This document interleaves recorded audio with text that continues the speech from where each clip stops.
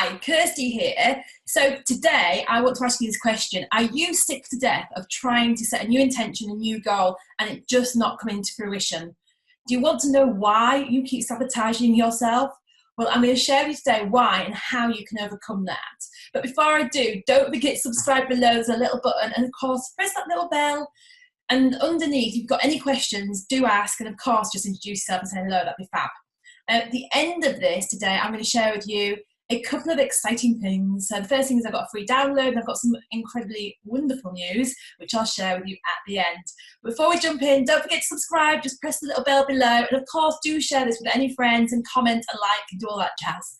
Okay, so let's dive into today and work out why you sabotage yourself continuously throughout life and don't actually accomplish the things that you like to. This show transforms your life from the inside out, because doesn't want to live a fulfilling and happy life? Welcome to the Kirsty Show. So some common ones are losing weight, reaching your financial goals, maybe even creating the relationship that you want. And I hear this all the time, like I set an intention, I set a goal, and I go out to do it, and then suddenly next thing I'm eating a bar of chocolate, or I've decided to just not commit to that relationship, or I've just spent that money I was meant to be saving, whatever it might be. So this is not uncommon. If we spoke or learned to 100 people and asked them the same sort of question, like have you ever sabotaged any of your intentions and goals, absolutely they'd say yes. So what happens? What happens? Because I know consciously that when you set your goal, you really mean it. So why, how come, and what does it happen and impacts us that makes us stop doing the thing that is actually going to serve us? Well, interestingly enough, you're not going crazy. So we're born a blank canvas, and the first 7 years of our life we're in this what's called a theta brain set, and the mind basically is in that because it's in what's called the imaginary mind. Now that's why you can give a child at the age of 7 a cardboard box.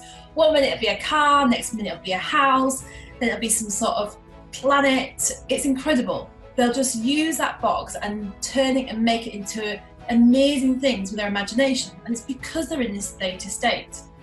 Now they're also in what's called the hypnotic state, which is up until 7 years old, and it kind of has to be like that because consciously they're vibrationally at a different stage to where they are after the age of 7. And the reason for that is because they need to learn how to adapt in society, how to fit in, learn what's right, learn what's wrong. So in that first 7 years, what a child does is it observes. It observes its family, friends, siblings, at school, maybe a religious background culturally. And what the child does up till 7 through observing is it downloads not its own programs, but the programs of the others around them. Some of these are fantastic, like remembering who you are, where you live, or your name. But some of them are hugely sabotaging and stop you as you grow up into becoming and doing the things that you would really love to. And the reason for that is because, have you ever heard like a grandma or a friend go something like, money don't grow on trees, who do you think you are? And all these kind of like limiting hardcore beliefs that as a child we pick up and we just believe it to be true. So we input that into our subconscious, and then at 7 years old, our brain changes and we change into what's called the alpha state, which is now where we are starting to live life, but we're kind of like doing new things. And every time we do a new thing, what we do is we go to filter through our subconscious mind, which by the way makes up 90% of who you are, to find out whether that's right or wrong, or should we do it or shouldn't we do it. Some of it of which is fantastic, some of it unfortunately is incredibly limiting. So by the time we're about 35 years old, we're literally a set of recorded perspectives, emotions, beliefs, values, of which some of them are not even ours. And some of them, as I said before, are okay, but a lot of them are really sabotaging and really not serving to who we are. Consequently, we set out in life to go and do things, and what happens is because your mind has been programmed to protect you, it will do whatever it takes to try and keep you safe. And it's not actually being a bad thing doing this for you, but it is just doing its job. But you'll set out to do something that's out of your comfort zone or new, or potentially something that you want to do that's going to be a great outcome, like maybe change the things that you eat, maybe start saving, maybe take a new job on, perhaps start learning something new. And then suddenly, boom, it doesn't work out. And you're like flabbergasted, like what has happened?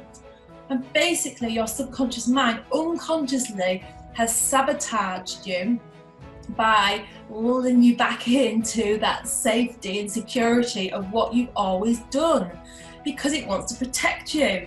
So doing something new is not difficult, it's just different. And because it's different, you are going to feel uncomfortable. And nobody likes to feel uncomfortable. So it's so easy to just go, oh, this is too hard. I'll just go back to my old ways. So what happens is we go through life and people, you know, I hear it all the time. I really want to change this about myself. I really want to feel more confident. I want to feel more self-belief. I want to be able to achieve things. I want to be able to create this, etc. And I know that their intentions from their 10% of their mind are very pure and very meaningful, but they set out to do it and they're in conflict because the subconscious mind just sabotages it instantly to keep you safe. So what do we do? Are we just going to be stuck in who we are after the age of 35, or is it possible to change?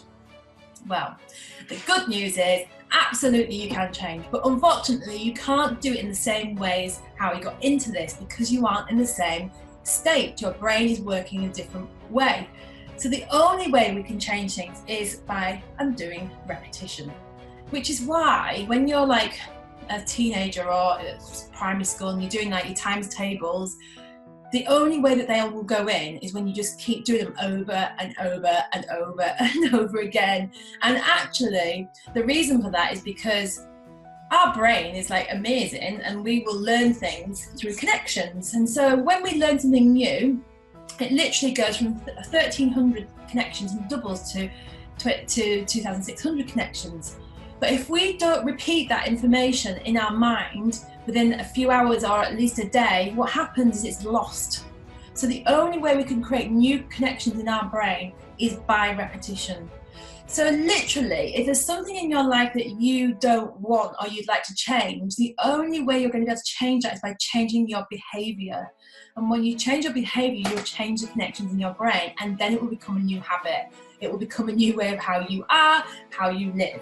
And there's lots of scientists that have all sorts of different views on this. And one of the amazing guy that I'm a little bit obsessed with, called Joe Dispenza, kind of says that in order for us to change, we have to change our personality to change our personal reality. So I'll say that again. So in order for us to have a change on the outside, we can't change stuff out there and expect it to be lasting. The only way to change is to change from within. And the only way to change that is to change the way we do things, is to do it through repetition, which changes our personality. When we change our personality, we literally change our personal reality. So that is why when you've been doing things that things potentially haven't worked out. So going forward, all you've got to do is literally make a decision of what you consciously want to shift and change. Maybe you want to ditch sugar out of your diet. Maybe you want to have a saving pot. Maybe you want to learn a new language. It doesn't really matter, but you've got to set the intention and remind yourself that you are going to have to repeat things for a short while over and over and over again before it becomes your actual natural state. They reckon 3 weeks. I don't know if that's true, but if that is true, that's not a long time of doing something new.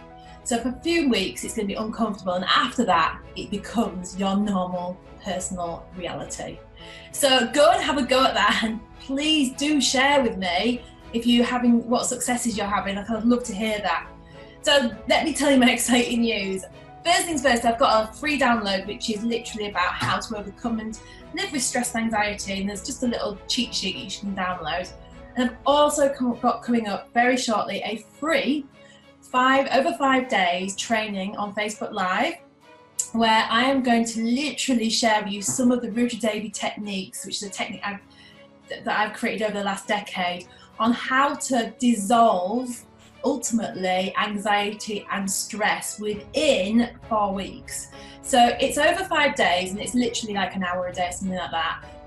All you do is you go to below here to the link, you just pop your name and your email in, we'll send you a link, and literally you'll just be there You won't be able to see you, but you'll be able to see me, so don't worry. And there'll also be a live Q&A session on one of the days. So do, if you know anybody who would benefit from this, please do pass it on.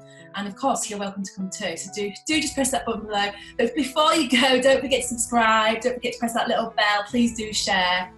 Otherwise, have a fantastic day. And remember, you have control over this. You need to just start doing the repetitions over and over again, and that will change your sabotaging beliefs that are potentially stopping you from becoming who you deserve to be.